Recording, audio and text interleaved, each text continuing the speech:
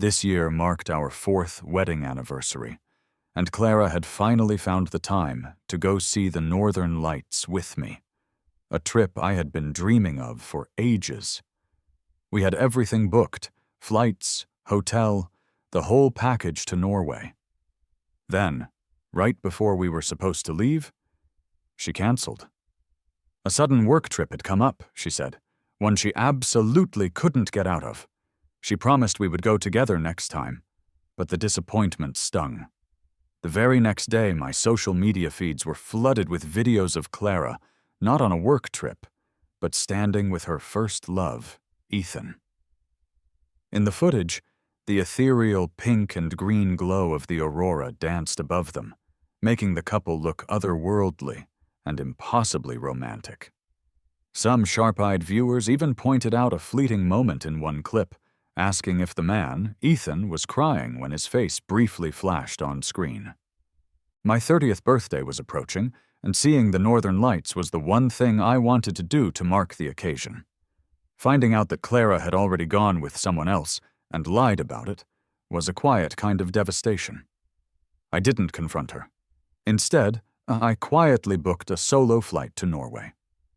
There, in that snowy, frozen city, I saw them. They were hugging, huddled close against the cold. Ethan's arms were wrapped around her neck, his cheeks flushed as he leaned his head against hers. "Thank you for bringing me here," he said, his voice soft and bashful. "The Northern Lights are so beautiful." Clara just giggled softly, her own arms circling his waist in a tight embrace. "As long as you're happy," she whispered back. The cold seeped into my fingertips, but I wasn't ready to give up. Standing there in the dark, a little ways off, I pulled out my phone and sent her a video call. I watched as her phone screen lit up her face. She glanced at it, her brow furrowed in annoyance, and then she dismissed the call. I didn't hang up. I just kept waiting on my end. Ethan noticed the screen and poked at it with a look of innocent curiosity. "Is that Leo? Why aren't you answering?"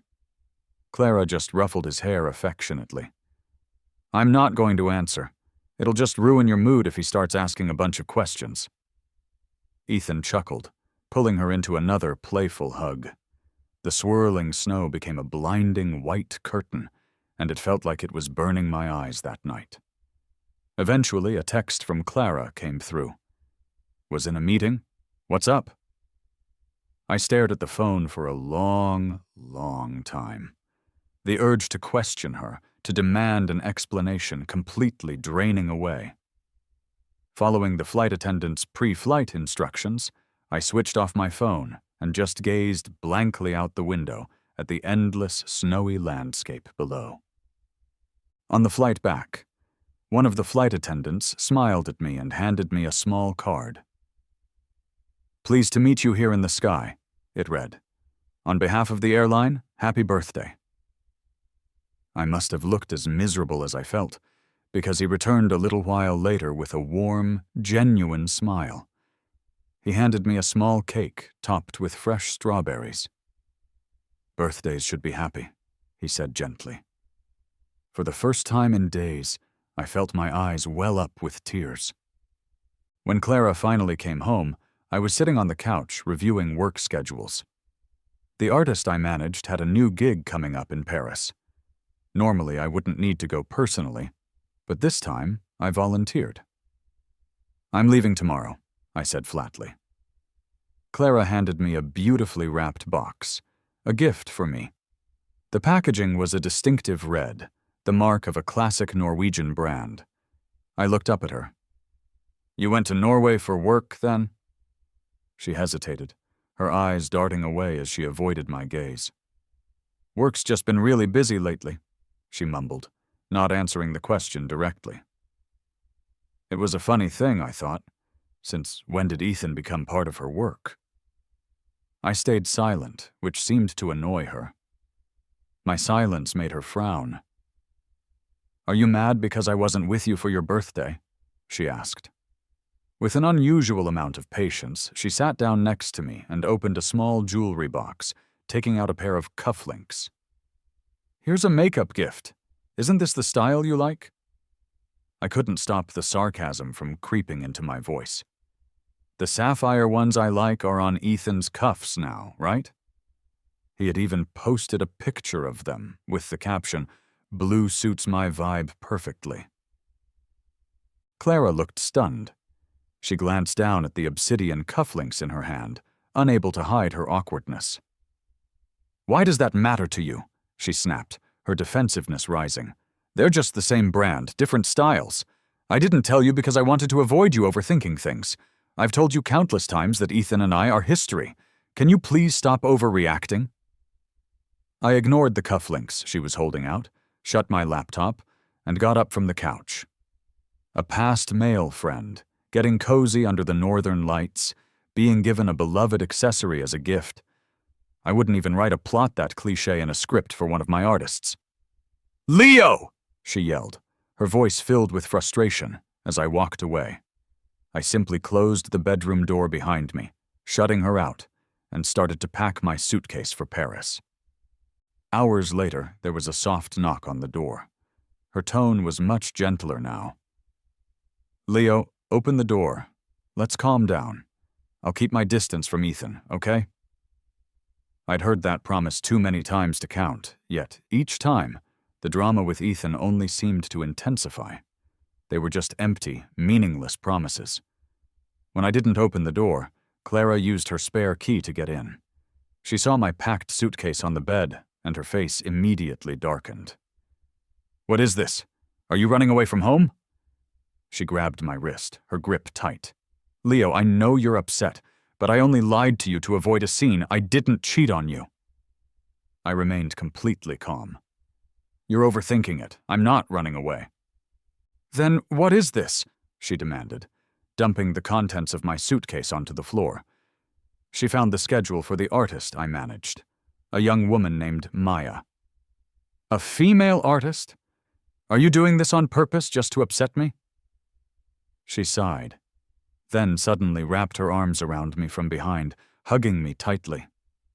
"Baby, don't be mad, okay? I swear you're the only one in my heart." I didn't say anything. She took my silence as agreement and ran her fingers through my hair. "Good boy, don't be mad. Once I'm done with this project, I'll take you to see the Northern Lights myself." When I first met Clara, I was just starting out in my career. An artist I managed, who had a bit of fame, was lured into a private meeting room by a powerful business mogul. I had to step in. A woman named Jessie had deliberately spiked our drinks and was handing the cups to me and my artist with a greasy grin. I was too young and inexperienced to handle the situation smoothly, and my anger got the better of me. I smashed a bottle over a table, and in an instant, brawny guards surrounded me. That's when I heard Clara's laugh from the shadows. She stepped out into the light. "Jessie, there's no need to be so uptight. Let it go just this once." With that one sentence, Jessie backed down, and I was completely hooked. When Clara started pursuing me, she told me, "I like your rebellious side, as long as you're only tame for me." And I was. I became completely devoted to her. When people whispered that she was still in love with her first love, I pushed down my jealousy and trusted her. All I got in return were Ethan's repeated reappearances and her constant lies. I was just tired. Our fiery, passionate young love had burned out, leaving nothing but lifeless embers. Late one night, as the rain poured down outside, her phone rang abruptly. Clara pulled her arm out from under my pillow and answered it. "Hello?" The sound of a man crying filled the otherwise quiet bedroom. "Clara, I've had too much to drink and my stomach hurts so much, I'm scared." It was Ethan. Instantly, Clara snapped into action, sitting up quickly and instinctively starting to get dressed. "Don't worry, I'll come to you right now," she said into the phone before hanging up. Only then did she seem to remember I was there. She looked at me, her expression riddled with guilt. "Leo, Ethan's not feeling well. He drank too much." I kept my voice cool and even. "So you just wait here for me. I'll be back soon." I remained silent. A married woman, rushing out into a stormy night to comfort another man. Did she not see the profound irony in the situation? "Go ahead," I said, turning my eyes away from her. Clara finished getting dressed, but hesitated at the door. "Leo, are you mad at me?" "Would you stay if I was?" I asked. She paused, looking confused. A flash of lightning lit up the room, and at that moment her phone buzzed again with Ethan's sobbing voice on the other end. "Clara, help me. I feel so terrible." Her expression hardened with resolve, and she hurried out the door, promising once again to be back soon. Left alone in the large, empty room, my own breathing felt deafeningly loud. It was 2:30 in the morning. I finished packing my suitcase, and by 4 a.m., I had taken a taxi to the airport. The rain was still pouring down. The driver was a helpful guy who rushed out to help me with my luggage. "Traveling all alone? No one from home to see you off?" he asked with genuine concern. I glanced at my silent phone, locked the screen, and just said, "Let's go."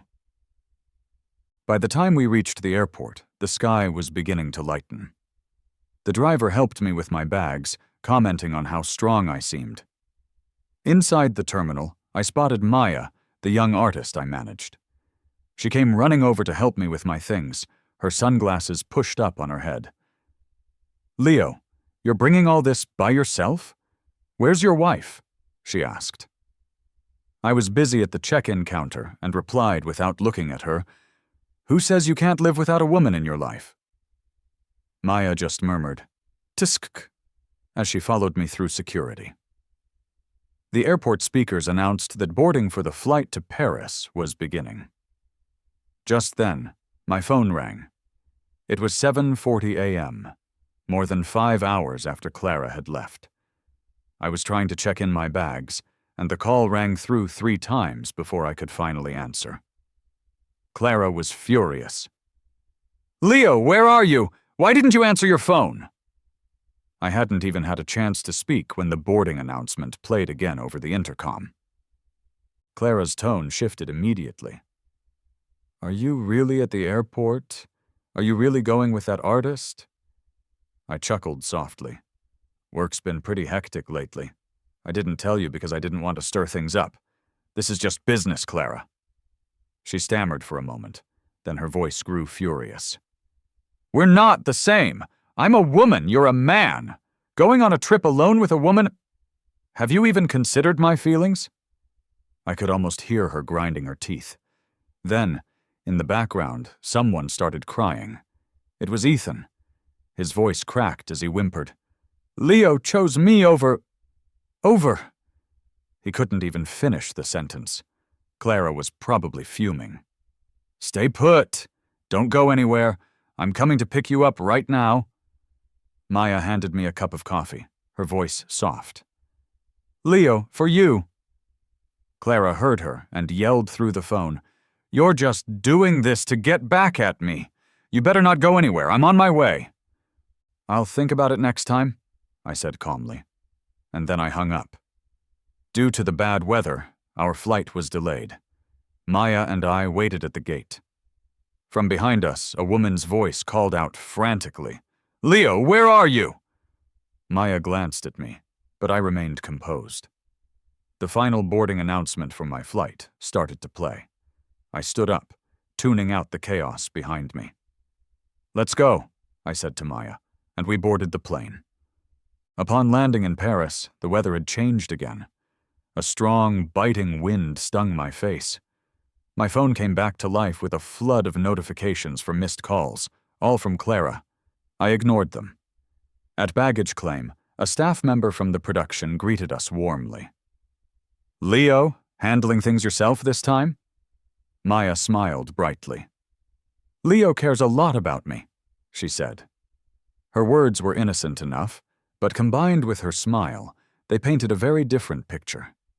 I saw a few people from the film crew exchange knowing looks. My phone started ringing annoyingly again. I ignored it, but the calls kept coming. Finally, I answered. Clara's voice was tense. "Where are you? Did you really leave? Are you with that artist?" The wind howled around me, chilling me to the bone.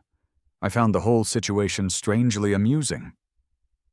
"So, you do understand this kind of logic, Clara?" I said, surprised.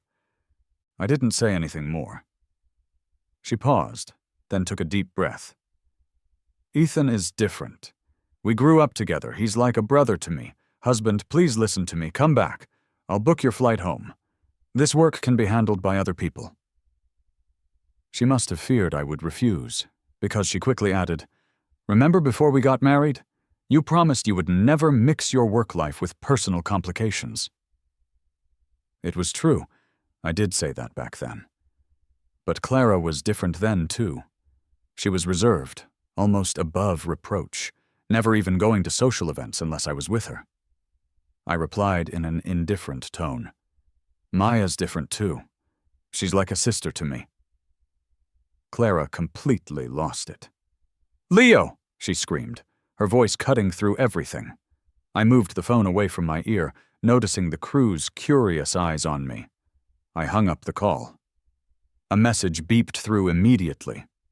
"Leo, this is your last chance. If I don't see you at home today, don't ever come back." I turned to coordinate with the crew, and when I got a chance, I simply replied, "Okay." We were starting a new production, and I was busy dealing with announcements for other artists, so I didn't have anything urgent to attend to on set. Suddenly, Maya came running over, looking apologetic. "Leo, I'm not really familiar with the environment here, and I've had a few bad takes today. Can you help me run through the script?" I put down my phone, puzzled. "Why don't you find your scene partner?" Maya pointed behind her. "He's in the middle of a scene right now." She was my artist, so helping her wasn't a big deal. She handed me the script. As soon as I started looking at it, Maya quickly got into character. "Tom," she said, her eyes serious and focused, "I've been admiring you from afar for so long. Now that I'm finally on the same level as you, can you please just look at me?" My heart dropped for a second. I glanced down at the script. The male role, Maya's scene partner, was indeed named Tom. The next line was supposed to be, "Sure, I'm willing." But this wasn't Maya's scene for today at all. I frowned and took a step back. Maya grabbed my sleeve. "It's your line." I snapped back. "Find someone else. I'm not going to do this." Then I turned and walked away. Behind me, Maya's voice came through softly. "Didn't you graduate with a degree in acting?" I paused for a beat, then quickened my pace. I was there to keep track of the production and, frankly, for an emotional buffer. "I'm not Clara. I can't handle any non-single-era flirting. That's the bottom line." The next day, somehow, a staff member posted a video of that script reading online, and it went viral. The angle of the video didn't show my face clearly, but Maya's expressive, emotional eyes were captured perfectly. Her popularity was on the rise back home, and the comments section was almost entirely dominated by fans swooning and saying things like, "Just marry her on the spot. I got it." I contacted my team immediately. We issued a public statement saying that the man in the video was the male lead from the new drama. After a moment's thought, I added another instruction. Reach out to the other actors' team and try to push a screen couple angle. My phone started buzzing non-stop. It was Clara calling again. I declined. She kept trying, switching to video calls, making it almost impossible for me to communicate with my team. Forced to answer, I was met with her enraged voice exploding from the speaker. "Leo, is that you in the video? Are you serious?" Ethan's voice chimed in at just the right moment. "Leo, if you cheated during your marriage, this is just too much." I let out a long breath and smiled slightly. "Clara, you and Ethan are a perfect match. Double standards and all." Clara burst with anger, yelling over the phone. I moved the receiver away from my ear a bit. "Don't get so worked up. Once I'm done here, I'll send you the divorce papers. International calls are expensive." I hung up. Even after I hung up, she wouldn't stop bombarding me with calls. I blocked her on everything. She was right about one thing. Asking too many questions really does ruin the mood. That night, after Maya finished her scenes, she knocked on my door.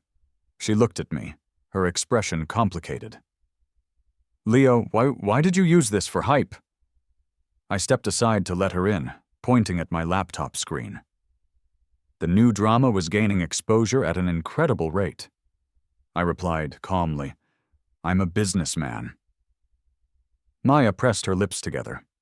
Suddenly, the sound of footsteps and high heels echoed in the hallway. Not wanting to seem suspicious, I had left the door open. A figure rushed in, and in the next second, a sharp slap landed hard across my face. Maya gasped in shock. I slowly turned my head, still processing what had just happened, before Clara lunged at Maya, pointing and screaming, "You little slut! Can't you learn anything else besides how to seduce other people's husbands?" As she raised her hand to strike Maya, I snapped back to reality and grabbed her wrist, shielding Maya behind me. Fury surged through me. "Clara, what the hell are you doing? Are you going crazy?" Clara was livid, accusing me of protecting Maya. "Do you even know who you are, Leo? You're my husband." I glanced back at Maya, whose face was pale and her eyes red with unshed tears. This whole situation would affect her performance for days, not to mention the costly production schedule in Paris. A few days of delays would burn a 7-figure sum. I let out a bitter laugh. Clara really had some nerve. Cheating back home wasn't enough for her. She had to chase me all the way to Paris to start a fight. She looked around the hotel room, her eyes turning red. "Did you sleep with her?" 500 grand, I said, extending my hand. "Please send it to my company's account. This personal act of yours has caused a significant disruption, and I refuse to share the cost of the compensation if we divorce." Clara clenched her fists tightly. "You're divorcing me for her?" Before I could reply, she grabbed my arm again, her eyes bloodshot as she insisted, "Did you sleep with her, Leo?" A sharp, cracking sound echoed in the room. I slapped her, turning her face to the side. She looked at me, bewildered. Words escaped through my gritted teeth. "Only someone like you would seek that kind of thrill outside of a marriage." She flinched, her gaze flickering, and her tense body suddenly relaxed. "You still care about Ethan, don't you?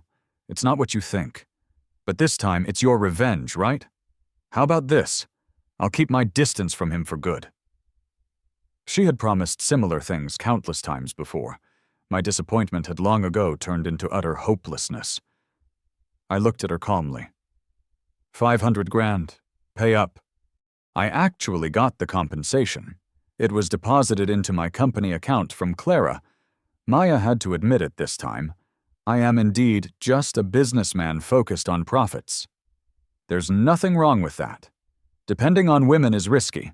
Depending on money isn't. If you don't actively spend it, it never just disappears on you. Clara's impromptu trip to Paris was well-timed for my purposes. I hired an appraisal agency back home to evaluate the total marital assets between the two of us. After the estimate was complete, I printed the divorce agreement and had it sent over to her. Clara couldn't handle it at all. "Leo, do you really have to be so serious about this? I admit I messed up with Ethan, but didn't you do the same thing with Maya? Husband, let's just drop it, okay?" I finally spoke up. "You're talking about that acting video, right?"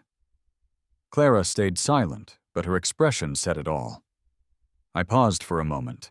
Then I pulled up the trending video of her and Ethan from a few days ago and handed her my phone. "I'm going to get a divorce, but the one at fault here isn't me. In the video, a woman was holding on to a man's waist, both of them wrapped in each other's arms under the brilliant glow of the aurora. The time and date were displayed clearly on the screen. It hadn't even been a week. All the comments were from people congratulating them. I spoke first.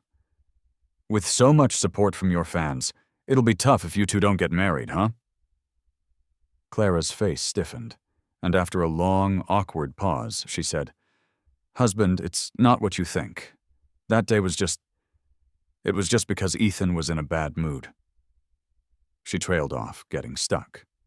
I waited, amused, for her to continue her lie. Seeing she wasn't going on, I filled in the blank for her. "Ethan was in a bad mood, so you ditched your own husband to take him for a little trip to a place your husband was really looking forward to seeing?" Clara's face turned pale instantly. "That's not it." I just looked at her silently, curious about what kind of story she would come up with next. After her face went through a whole parade of colors, she seemed to give up. "Leo, let's go together this time, just the two of us. I'll make up for the Aurora. We can start fresh. You might not believe it now, but Johnny, I swear, my heart has never changed. There's only ever been you in it. Please, just give me one more chance to make it up to you." Her eyes started to well up with tears, her lips trembling. I asked her just one thing. "Clara, could you accept me doing this exact same thing with another woman?" She froze, looking at me with pleading in her eyes. I was calmer than I thought I'd be. I paused the video at one specific spot and handed the phone back to her. "But thanks to you and Ethan, I'm trending too." The image on the screen was frozen. In the foreground, the two lovers were tightly embracing. But in the background, my own panic-stricken face was visible. The comments had paused there too, with people asking, "Is the man in the back crying?" Clara jumped up in shock. "Why, were you there too?" she asked, her voice filled with disbelief, her lips trembling with words that wouldn't come out. I chuckled lightly. "So, save the small talk. Just sign the papers. I'll clear the way for your boy toy." Clara ripped the agreement into pieces, refusing to sign it no matter what. But it didn't really matter. If she wouldn't sign willingly, we would just pursue it legally once we were back home. It would be a bit more of a hassle. But with Ethan in the picture, it shouldn't be hard to prove Clara's infidelity during our marriage. After tearing up the agreement, she disappeared. The next day, I didn't even try to find her. Maya was back on track and ready for the camera, so I coordinated for someone else to take over my duties in Paris. When I got back home, I didn't return to the house I shared with Clara. Instead, I moved back into the bachelor pad I owned before we got married. After settling in, I checked Ethan's social media. He was holding up a pair of obsidian cufflinks, smiling brightly for the camera. His caption read, "If she wants it, then I do too." I commented below his post, "Hey bro, you forgot to crop out the timestamp on the bottom right of your photo." What a shame. Ethan's post was clearly meant to provoke me, and yet he made such a careless slip-up. The timestamp showed the photo was taken before I even headed to Paris. I guess he was lacking Clara's attention lately and feeling desperate. Seconds later, my phone buzzed with a notification from him. "Leo, what a coincidence. I heard you love this cufflink brand too. Turns out we have the same taste, huh?" Except I got them first. He was being clever with his words, implying more than just cufflinks, mainly aiming to get a rise out of me for Clara's sake. If I took it seriously, I'd just end up making a fuss. But this time he actually made me laugh. I replied, "Bro, don't aim so low. Shit is only appetizing to dogs." His chat bubble showed he was typing for a long time, but no message ever came through. Eventually, he sent me a picture instead. This time, it was of Clara in a robe, lying on a bed. A voice message from Ethan followed, laced with smugness. "Leo, I've gotta hand it to you for being so focused on your work. With Clara alone here when she drinks too much, I'm the one who has to take care of her." I didn't respond anymore. I saved the photo, along with a screen recording of my chat with Ethan, and then went to sleep off my jet lag. I sent another signed divorce agreement to Clara. I had removed her from my block list. Just sign it already. There's no need for this act of undying love in front of me. Clara replied instantly. "Leo, where are you? You're back, aren't you? Why aren't you at home? I'll break it off with Ethan, I promise. Please don't divorce me. I'll take you to see the aurora. I did my homework this time. Not just Norway, we can go to Iceland and Finland too. We can visit them all. I dashed her fantasy with a single text. My birthday's long gone. Clara went silent. She remembered what I had said, that seeing the aurora was something I wanted to do before I turned 30. But I was already 31 now. I had done all those things I felt should have been done by 30. Alone. She, on the other hand, was busy doing them with another man. After what felt like ages, my phone rang again. Leo, I don't want a divorce. I asked, is it the asset division you're unhappy with? I hired a professional firm to do the evaluation. If you have concerns, you can get another one done. As for the company shares, I'm willing to transfer priority to you based on the current market value.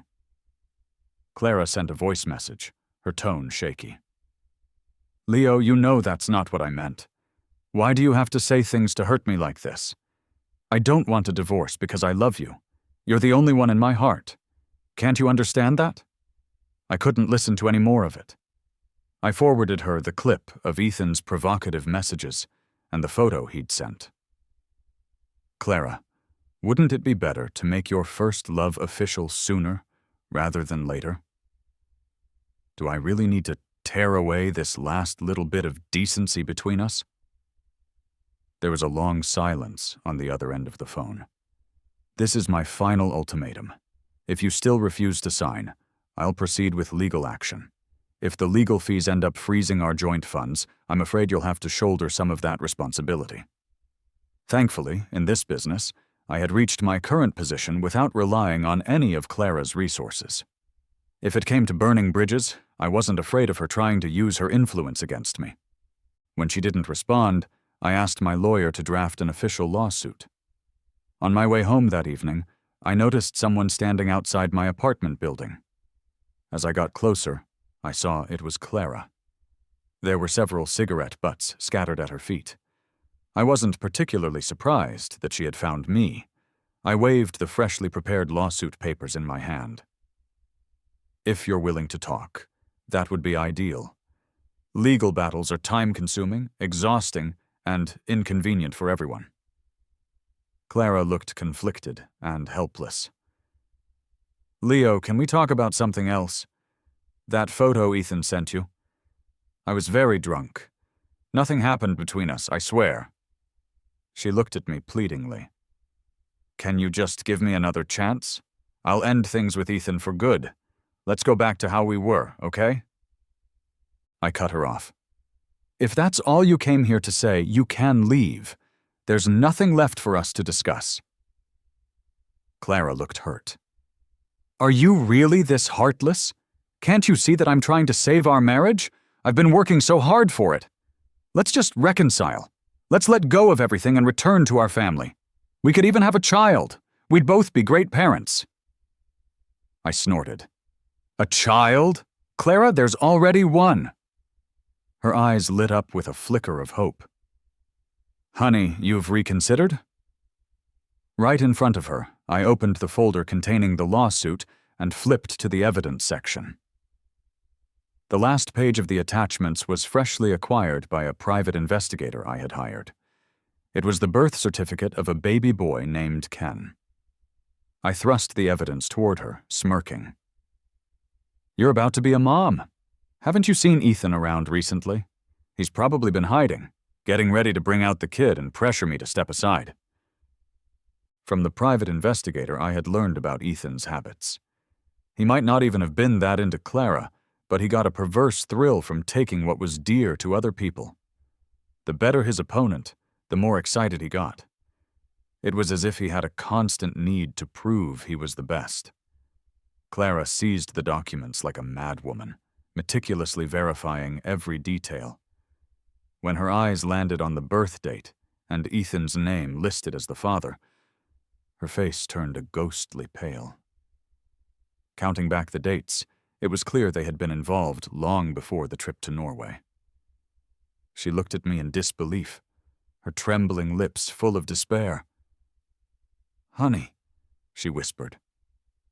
Unable to bear it any longer, I slapped the fraudulent endearment from her lips and reclaimed my lawsuit papers in one swift motion. How many times have I told you? Don't fake the love drama here. I might not be disgusted by it, but I'm definitely nauseated. If you won't sign, we'll go through the legal proceedings. Don't think you can gross me out for the rest of my life. Clara clutched her head, crouching down on the sidewalk in agony.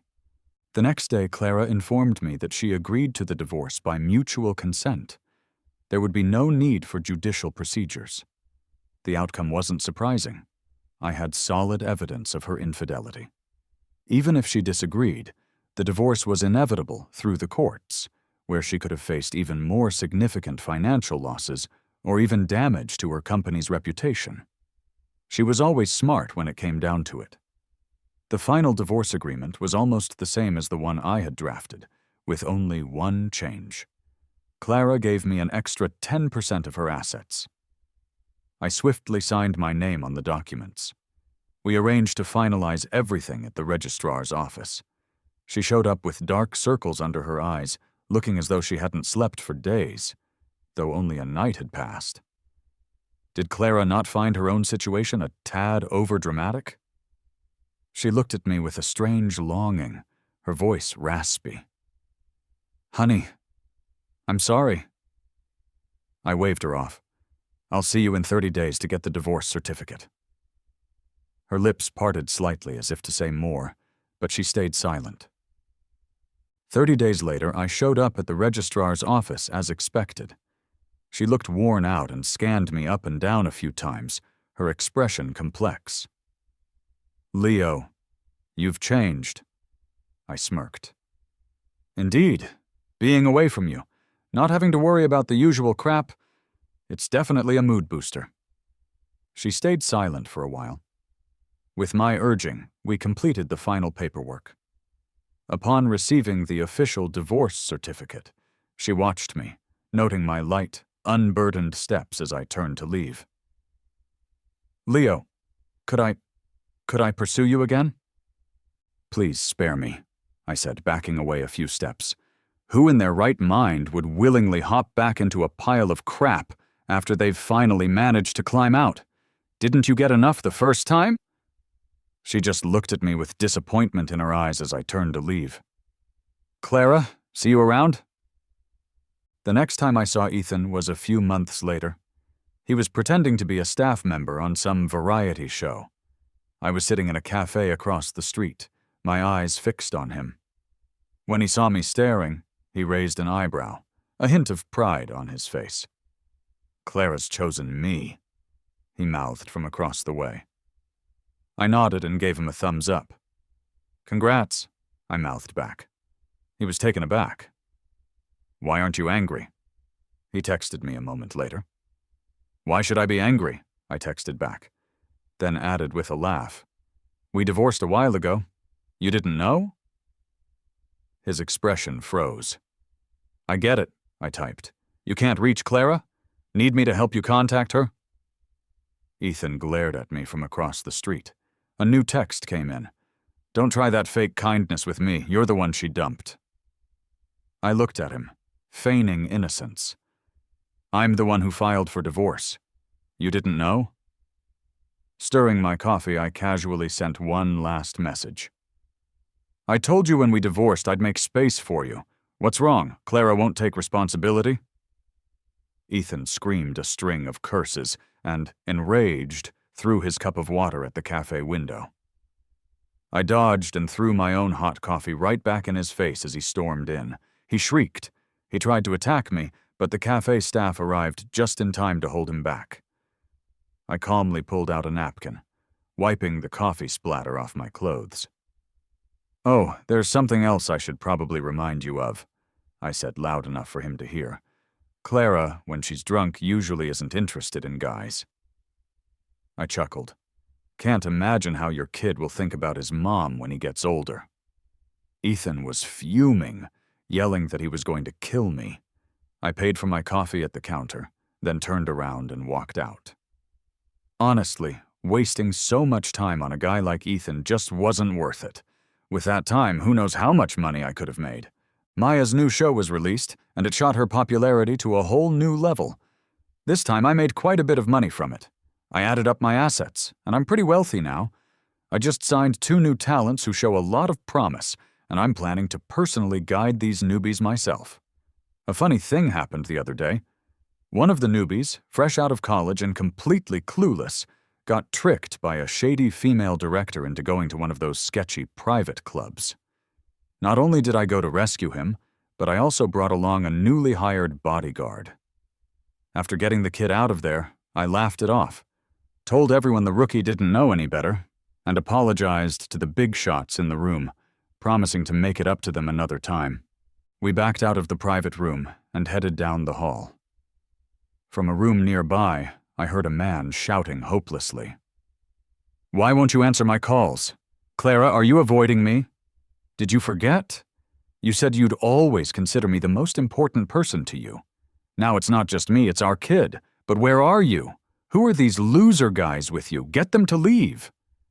Then a woman snapped back. "No, it's you who should leave." The guy wouldn't give up, and he started sobbing loudly. The woman barked, "Leave!" The next thing I heard was a man's cry of pain. Immediately a waiter gasped, "Quick, call 911. A guy's been pushed, he hit his head." A bunch of staff rushed over, and the hallway descended into chaos. The newbie I had just rescued grabbed my arm. "Something's happening over there."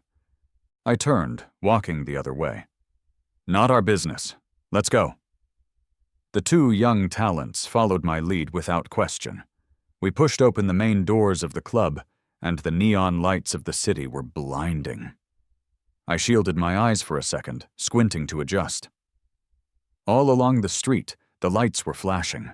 I pointed towards the brightest spot in the distance and told the newbies, "The path to success doesn't require you to do things you're not comfortable with. Even if you walk it slowly, you'll eventually get to where you want to be." The young talents nodded in agreement, then bowed gratefully. "Thanks for today, Leo. I appreciate people who get it." I grinned. "Come on, I'll treat you all to dinner. Calm your nerves." We got in the car. An ambulance sped past us, sirens blaring, heading towards the club we had just left. My own car sped up too, brushing past it as we headed in the opposite direction. The urgent siren faded into the distance as I drove away, leaving it all behind.